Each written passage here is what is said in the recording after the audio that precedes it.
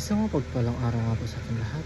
Ako nga po pala ulit si Charles Saldoco and this ay 365 Daily Devotion. So, ngayong araw nga po ay tutuloy natin may about sa Eli.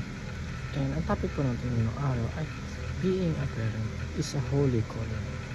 So, ang ating pag-aaral ngayong araw ay matatagpuan sa 1 Samuel chapter 2. And ang sabi ko rito, si Ana ay nananalangin din at sinabi, nagagalak ang aking puso sa Panginoon. Ang aking lakas ay tinataas sa Panginoon, tinutuya ng aking bibig ang aking mga kaaway, sapagkat ako'y nagagalak sa iyong kaligtasan. Walang banal na gaya ng Panginoon, sapagkat walang iba maliban sa iyo. Walang batong gaya ng aming Diyos. Huwag na kayong magsalita ng may kapalaluan. Huwag lumabas sa inyong bibig ang kahambugan, sapagkat ang Panginoon ng Diyos ng kaalaman at ang mga kilos ay kanyang tinitimbang.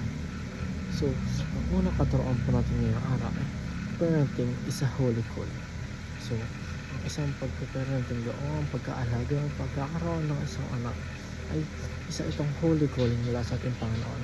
Hindi lang ito basta binigay, hindi lang ito basta namuo sa ating buhay, o hindi lang ito basta pumupunta sa atin, kundi ito ay plano ng ating Panginoon sa atin.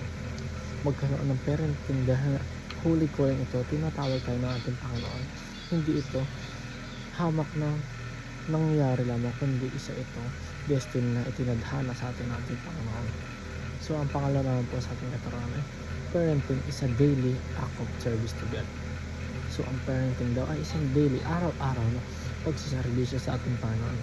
Siyempre, kung paano natin mahalin ang ating kapwa o mismo ating mga kapamilya tulad ng ating anak, ay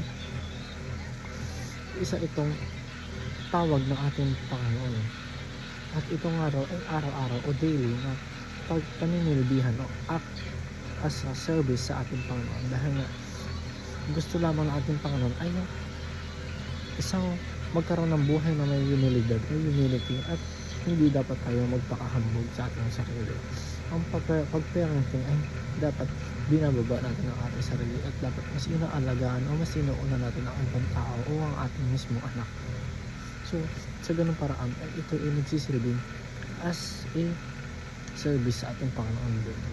So, ang last naman po sa ating katuruan ay parenting aims to develop a godly culture.